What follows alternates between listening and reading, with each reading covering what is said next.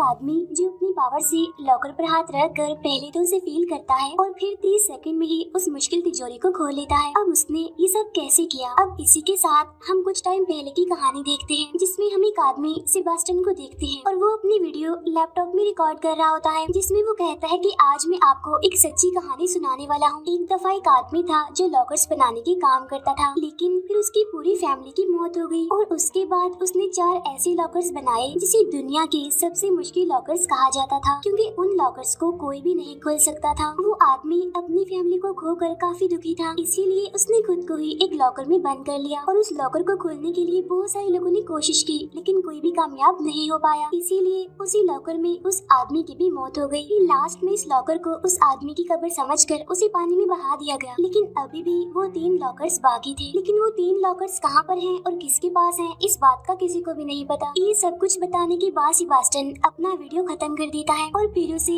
YouTube पर upload कर देता है। इसके बाद वो अपने पास पड़े एक लॉकर को अपनी आंखें बंद करके कुछ ही सेकंड्स में खोल देता है। असल में वो हमेशा से ही मुश्किल लॉकर्स को खोलने की स्टडी कर रहा था और वो मुश्किल लॉकर्स को खोलने में काफी हद तक कामयाब भी हो गया था। अब सेबास्टियन की वीडियोस पर ना तो व्यूज आते थे और ना ही लाइक्स आते थे, जिसकी वजह से वो थोड़ा परेशान भी रहने लगा था। इसके बाद सेबास्टियन एक बैंक में जाता है जहाँ पर वो काम किया करता था। तभी उसके सामने एक लेडी चिल्लाते हुए कह रही होती है कि मैं यहाँ पर रोज आती हूँ, लेकिन फिर भी मेरा काम नहीं किया जाता, लेकिन आज जरूर हो जाना चाहिए। तभी सेबास्टियन को न्यूज से पता चलता है कि पूरे शहर में एक ज़ॉम्बी वायरस फैल रहा है, जिसने बहुत सारे लोगों को इन्फेक्टेड कर दिया है। अब सेबास्टियन को वो लेडी भी एक ज़ॉम्बी जैसे ही नजर आने लगी थी, इसीलिए वो डरते हुए उसे चेक दे देता है। काम होने के बाद वो लेडी वहाँ से चली जाती है। यहीं पर हम नोटिस करते हैं कि एक लड़की सेबास्टियन पर नजर रख रही है। फिर नेक्स्ट डे सेबास्टियन जब बैंक में होता है तो वो फिर से अपना YouTube चैनल चेक करता है, जिसमें एक व्यू और एक कमेंट भी था। कमेंट में लिखा हुआ था कि अगर तुम अपना टैलेंट दिखाना चाहते हो तो दिए हुए एड्रेस पर आ जाओ, वहाँ पहुँचने के बाद तुम एक पासवर्ड बोल देना। अब ये देखकर सेबास्टियन काफी खुश और काफी एक्साइटेड हो जाता है, इसीलिए वो फौरन उस जगह के लिए निकल जाता है। वहाँ पहुँचने के बाद वो गार्ड को पासवर्ड बताता है, तो गार्ड पासवर्ड सुनने के बाद उसे अंदर ले आता है, जहाँ असल में एक कंपटीशन चल रहा था, जिसमें जो भी सबसे पहले लॉकर को ओपन करेगा वो विनर होगा, यानी वो जीत जाएगा। इसके फौरन बाद फर्स्ट राउंड स्टार्ट हो जाता है। सभी लोग अपनी अपनी लॉकर्स को खोल देते हैं, जिसमें सेबास्टियन चौथे नंबर पर आता है। इसके बाद सेमीफाइनल का राउंड होता है, जिसमें टोटल 4 लोग थे और 2 ही लोग फाइनल में जा सकेंगे, और सेमीफाइनल में सेबास्टियन दूसरे नंबर पर आता है। यहाँ पर ऑडियंस खिलाड़ियों पर बेट भी लगा रही थी। इसके फौरन बाद फाइनल राउंड स्टार्ट हो जाता है, जिसमें बहुत ही मुश्किल लॉकर को सिर्फ 3 मिनट में खोलना था। दूसरा आदमी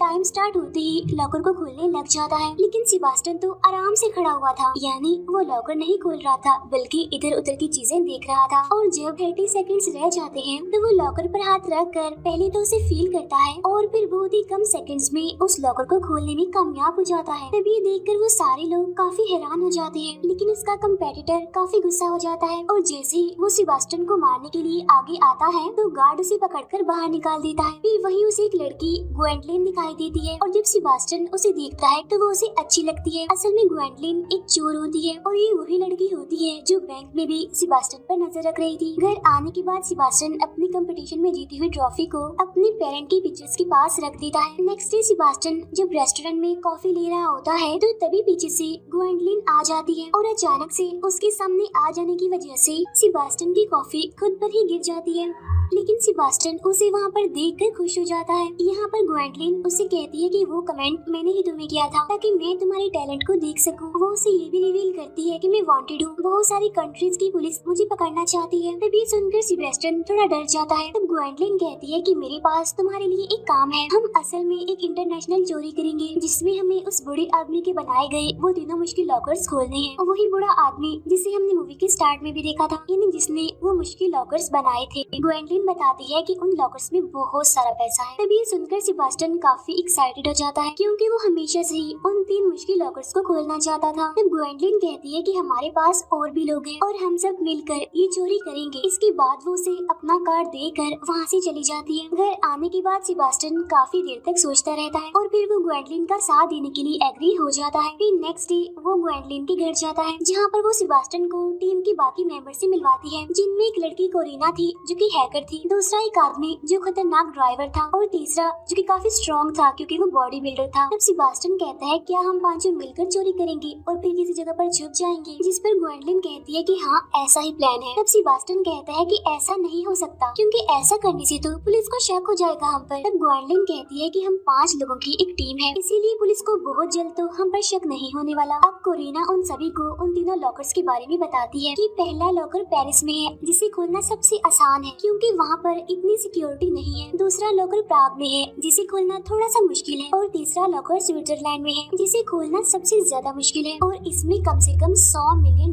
हैं। फिर कोरिना उस आदमी के बारे में भी बताती है जिसके ये तीनों लॉकर्स थे। इसके बाद वो सभी रेडी होकर पेरिस के लिए निकल जाते हैं जहाँ वो सभी लोग सेबास्टियन को प्लान समझाकर उसे बैंक के पास भेजते हैं। इसके बाद सेबास्टियन बैंक के अंदर आ जाता है जहाँ वो डर की वजह से काफी नर्वस था। तब प्लान के अकॉर्डिंग वो वॉशरूम में छुप जाता है। इसके बाद वहाँ पर ग्वेंडलिन आ जाती है जो बाहर खड़े गार्ड को उसका सामान पकड़ने के बहाने उसकी चाबी ले लेती है और अंदर आने के बाद वो रिसेप्शनिस्ट को उसके लॉकर के पास ले जाने के लिए कहती है। वो लॉकर जो उसने गलत नाम से यहाँ पर ओपन करवाया था, फिर वो लेडी ग्वेंडलिन को लॉकर के पास छोड़ देती है। इसके बाद कोरिना अंदर आती है जो काउंटर पर बैठे लोगों को डिस्ट्रैक्ट करते हुए कहती है कि मेरा क्रेडिट कार्ड गुम हो गया है। उधर ग्वेंडलिन सेबास्टियन को वॉशरूम से बाहर निकाल कर लिफ्ट से होते हुए उस लॉकर के पास ले आती है जिसे देखकर सेबास्टियन बहुत खुश हो जाता है और अब वो अपने थोड़े मूवमेंट्स करके ग्वेंडलिन को लॉकर की कहानी सुनाने लगता है। तब ग्वेंडलिन उससे कहती है कि प्लीज पहले तुम लॉकर को खोल लो। इसके बाद सेबास्टियन एक म्यूजिक लगाकर लॉकर को खोलने की कोशिश करता है। इस लॉकर में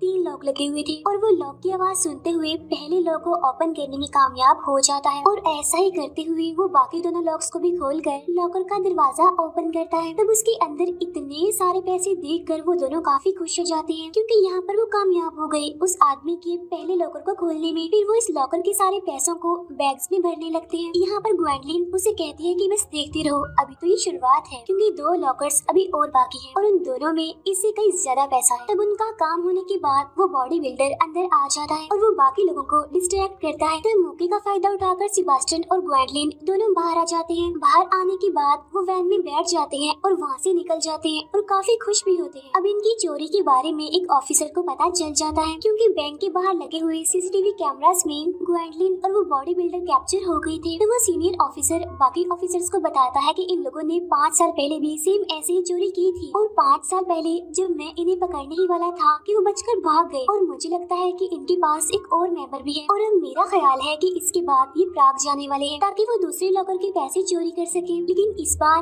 मैं इन्हें नहीं छोड़ने वाला। अब पहले लॉकर को चोरी करने के बाद वो लोग सेलिब्रेशन कर रहे होते हैं। इसके बाद सेबास्टियन ग्वेंडलिन के रूम में आता है जहाँ ग्वेंडलिन उसे अपने बारे में बताती है कि मेरे पेरेंट्स बहुत अमीर थे लेकिन उनका ध्यान मुझ पर जरा भी नहीं था और तभी मैं इन लोगों से मिली और तभी से मैं भी चोर बन गई। अब इन दोनों की बातें करने से उस बॉडी बिल्डर को जेलस फील हो रहा था क्योंकि वो ग्वेंडलिन को पसंद करता था। फिर नेक्स्ट डे वो सब प्राग के लिए निकल जाते हैं और वो सभी उस बैंक के सामने आ जाते हैं जहाँ पर वो दूसरा लॉकर था। यहाँ पर कोरिना बताती है कि ये बैंक काफी एडवांस्ड है इसीलिए हमें काफी ख्याल रखना होगा। तब ये सुनकर सेबास्टियन थोड़ा डर जाता है। उधर वो सीनियर ऑफिसर भी अपने बाकी ऑफिसर्स के साथ बैंक के बाहर नजर रख रहा था ताकि जैसे ही वो लोग चोरी करने के लिए आए तो वो उन्हें पकड़ ले। उधर ग्वेंडलिन सेबास्टियन को समझाकर उसकी हिम्मत बढ़ाती है। इसके बाद सेबास्टियन बैंक के अंदर चला जाता है जहाँ वो कोरिना की दी गई नकली आईडी की मदद से आगे बढ़ता है। साथ साथ कोरिना उसे इंस्ट्रक्शंस भी दी रही थी। आगे बढ़ने पर सेबास्टियन को 2 दरवाजे दिखाई देते हैं जिसमें से वो लेफ्ट साइड वाले दरवाजे की तरफ जाता है और फिर लिफ्ट की मदद से उस लॉकर के पास चला जाता है। लेकिन कैमरास पर नजर रखने वाले गार्ड्स को उस पर शक होने लगता है क्योंकि वो दरवाजे से अंदर जाने के बाद बाहर आया ही नहीं। इसके बाद सेबास्टियन एक डोर के पास आता है जो कि लॉक था। तब कोरिना उसे अपनी उंगली को चाबी की तरह घुमाने का ड्रामा करने के लिए कहती है ताकि किसी को भी उन पर शक न हो और तब तक कोरिना उस लॉक को हैक करके वो दरवाजा खोल देती है। इसके बाद सेबास्टियन को ग्वेंडलिन मिलती है। तब वो दोनों लिफ्ट के जरिए लॉकर के पास आने लगते हैं लेकिन तभी गार्ड्स वहाँ पर आकर उन पर अटैक कर देते हैं। लेकिन यहाँ पर ग्वेंडलिन अपनी पावर का इस्तेमाल करते हुए सभी गार्ड्स को बेहोश कर देती है। ग्वेंडलिन की बहादुरी देखकर सेबास्टियन काफी हैरान हो जाता है। उधर गार्ड्स को भी सीसीटीवी से पता चल जाता है कि दरवाजे का लॉक हैक करके खोला गया है, इसीलिए वो सभी डोर्स को बंद कर देते हैं। इसीलिए कोरिना अब उस बॉडी बिल्डर को प्लान 2 यूज करने के लिए कहती है और तब वो बॉडी बिल्डर अपना मास्क लगाकर बैंक के अंदर घुस जाता है और वो सभी को गन दिखाकर एक जगह पर खड़े होने के लिए कहकर काउंटर वाली फीमेल को सारे पैसे बैग में भरने के लिए कहता है ताकि वो सभी को डिस्ट्रैक्ट कर सके। उधर उस ऑफिसर को कहीं भी कोई भी गड़बड़ नहीं लगती, इसीलिए उसे शक हो जाता है कि कुछ तो उल्टा चल रहा है। इसीलिए वो अब उस बैंक के अंदर आ जाता है अपने ऑफिसर्स के साथ, जहाँ उसे पता चलता है कि उस लॉकर को तो एक हफ्ता पहले ही कहीं और पर शिफ्ट कर दिया गया है। तभी सुनकर वो ऑफिसर गुस्सा हो जाता है, इसीलिए अब वो अपने असिस्टेंट और बाकी ऑफिसर्स के साथ उस ब्रांच के लिए निकल जाता है। उधर सेबास्टियन जब दूसरे लॉकर को खोल रहा होता है तब उसे थोड़ी गड़बड़ हो जाती है, जिससे बाकी लॉक्स भी अंदर चले जाते हैं। तब सेबास्टियन ग्वेंडलिन को कहता है कि अगर अब गलती हुई तो ये लॉकर हमेशा के लिए बंद हो जाएगा। इसके बाद वो फिर से लॉकर को ओपन करने की कोशिश करता है, जिसमें वो लकीली एक एक करके तीनों लॉक्स को खोल लेता है, जिससे उस लॉकर का दरवाजा भी फाइनली खुल जाता है और ये देखकर वो दोनों काफी खुश हो जाते हैं। उधर कोरिना अपने साथी बॉडी बिल्डर से कहती है कि काम हो गया है, अब तुम वापिस आ जाओ। लेकिन तभी उस बॉडी बिल्डर को गार्ड्स पकड़ने आ जाते हैं और तब बचने की कोशिश में उसके शोल्डर पर गोली लग जाती है, इसीलिए वो विंडो से कूदकर सीधा वैन में आ जाता है। जब बॉडी बिल्डर बैंक से बाहर निकल जाता है तो लोग भी बैंक से बाहर निकलने लगते हैं। तो मौके का फायदा उठाकर ग्वेंडलिन और सेबास्टियन भी बैंक से बाहर आ जाते हैं और वैन की तरफ भागने लगते हैं। तब सेबास्टियन अपने बैग को वैन में डाल देता है तो वो बॉडी बिल्डर पहले ग्वेंडलिन को पकड़कर वैन में बिठाता है और जब वो सेबास्टियन को पकड़कर अंदर बिठाने लगता है तो उसे ख्याल आता है कि अगर ये हमारे साथ रहा तो वो ग्वेंडलिन को मुझसे छीन लेगा, इसीलिए वो इस गुस्से में उसे बाहर फेंक देता है वैन से। तब ये देखकर वो सारे काफी हैरान हो जाते हैं, लेकिन तब तक वैन भी वहाँ से जा चुकी थी। उधर अनफॉर्चुनेटली पुलिस सेबास्टियन के पीछे पड़ जाती है, इसीलिए वो एक साइकिल चुरा कर वहाँ से भागने लगता है। इसके बाद वो ऑफिसर भी उस बैंक तक पहुँच जाता है, जहाँ उसे पता चलता है कि वो लॉकर भी चोरी हो गया है, यानी दूसरा लॉकर, और सीसीटीवी में भी कोई सबूत नहीं है, वो भी ब्लैंक है। तभी ये सुनकर उस ऑफिसर को बहुत गुस्सा आता है। उधर सेबास्टियन पुलिस को डिस्ट्रैक्ट करते हुए एक ट्रेन में चढ़ जाता है। उधर वैन में ग्वेंडलिन उस बॉडी बिल्डर से पूछती है कि आखिर तुमने ऐसा क्यों किया, सेबास्टियन को क्यों वैन से बाहर फेंक दिया, जिस पर वो बॉडी बिल्डर कहता है कि अगर मैं ऐसा ना करता तो हम सभी फंस जाते, और वैसे भी अब हमें सेबास्टियन की कोई जरूरत नहीं है, क्योंकि अब हमारे पास इतना पैसा आ गया है कि हमें तीसरे लॉकर को चोरी करने की जरूरत ही नहीं है। तब ग्वेंडलिन कहती है कि मैं ये मिशन पैसों के लिए नहीं कर रही, तब इसीलिए वो गुस्से में आकर वैन से बाहर निकल जाती है। तब ग्वेंडलिन को जाता हुआ देख कोरिना भी उसके साथ मिल जाती है। तब उन्हें देखकर वो बॉडी बिल्डर कहता है कि चले जाओ तुम लोग, मुझे तुम्हारी अब कोई जरूरत नहीं है। उधर सेबास्टियन अब अपने घर आता है, जहाँ ग्वेंडलिन और कोरिना पहले से ही मौजूद होती है और वो सेबास्टियन को सरप्राइज देकर डरा देती है। सेबास्टियन गुस्से में आकर उनसे कहता है कि तुम यहाँ पर क्या कर रही हो, चली जाओ यहाँ से। तब ग्वेंडलिन उसे समझाते हुए कहती है कि हमारा वो साथी यानी बॉडी बिल्डर पैसों के लिए ये मिशन करना चाहता था, लेकिन मैं पैसों के लिए नहीं कर रही, बल्कि मैं तो हिस्ट्री में अपना नाम लिखने के लिए ऐसा कर रही हूँ, और हम तुम्हारे बगैर तीसरे लॉकर को नहीं खोल सकते। तब यहाँ पर सेबास्टियन उनकी बात मानते हुए कहता है कि अब तो मुझे भी उस लॉकर को खोलकर अपनी एक्साइटमेंट को खत्म करने का दिल है। तभी सुनकर वो दोनों हंसने लगती हैं। उधर उस सीनियर ऑफिसर को यूट्यूब पर सेबास्टियन की वीडियो मिल जाती है, तब वो अपनी असिस्टेंट को बुलाकर उसे कहता है कि उन लोगों ने इस लड़के को हायर किया है उस लॉकर को खोलने के लिए,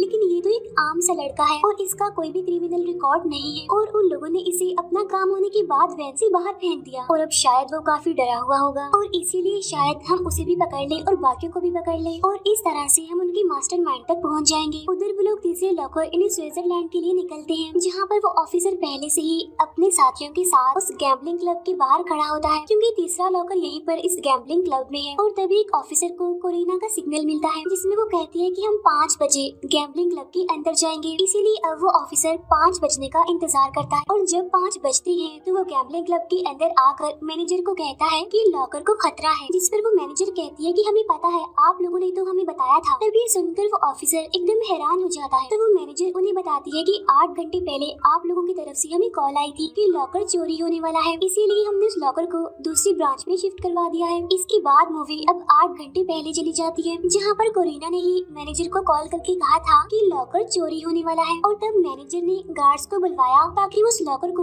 दूसरी ब्रांच में भिजवा सके। लेकिन जिस गाड़ी में वो गार्ड्स होते हैं उस गाड़ी में ग्वेंडलिन घुस जाती है और वो दोनों गार्ड्स को मार कर उन्हें बेहोश कर देती है। इसके बाद वो और सेबास्टियन दोनों गार्ड्स के कपड़े पहनकर उस गैम्बलिंग क्लब में आते हैं और गाड़ी में लॉकर रख कर उसे ले जाने लगते हैं। इसके बाद मूवी फिर से प्रेजेंट टाइम में आ जाती है, जहाँ पर वो ऑफिसर एक बार फिर से भड़क जाता है और अपने ऑफिसर्स के साथ उन्हें ढूंढने के लिए निकल जाता है। उधर गैम्बलिंग क्लब के बाहर बॉडी बिल्डर और उसका दूसरा साथी यानी वो ड्राइवर भी होते हैं, जो बाकियों के लॉकर को चोरी करने के बाद अपना हिस्सा यानी अपने पैसे लेने आए थे। लेकिन तभी उसे ग्वेंडलिन की लोकेशन का पता चल जाता है कि वो यहाँ पर नहीं है। उधर कोरिना को भी पता चल जाता है कि उनका वो साथी यानी बॉडी बिल्डर अब ग्वेंडलिन के पास जा रहा है, क्योंकि उस टाइम वो गैम्बलिंग क्लब के पास ही थी। इसीलिए कोरिना अपने उस साथी को रोकने के लिए उसके पास आ रही होती है, लेकिन तब तक उसके दोनों साथी यानी बॉडी बिल्डर और वो ड्राइवर वहाँ से भाग जाते हैं और अनफॉर्चुनेटली वो ऑफिसर कोरिना को पकड़ लेता है। लेकिन बिल्कुल ठीक टाइम पर वो मैसेज करके ग्वेंडलिन को बता देती है कि वो बॉडी बिल्डर और हमारा दूसरा साथी तुम्हारे पीछे आ रहे हैं। मैसेज करने के बाद कोरिना अपना मोबाइल तोड़ देती है। यहाँ पर वो ऑफिसर उसे धमकी देते हुए उसे कहता है कि बताओ तुम्हारे बाकी साथी कहाँ हैं। तब उसकी असिस्टेंट उस ऑफिसर को रोकते हुए कोरिना से पूछती है कि बताओ तुम्हारे बाकी साथी कहाँ हैं। इसके बदले में हम तुमसे वादा करते हैं कि हम तुम्हारे भाई का हमेशा ख्याल रखेंगे। असल में कोरिना अपने भाई से सबसे ज्यादा प्यार करती है और अगर वो जेल में चली गई तो उसके बाद उसके भाई को संभालने वाला कोई भी नहीं होगा। इसीलिए वो उन लोगों की ऑफर को एक्सेप्ट कर लेती है और अब वो लोगों को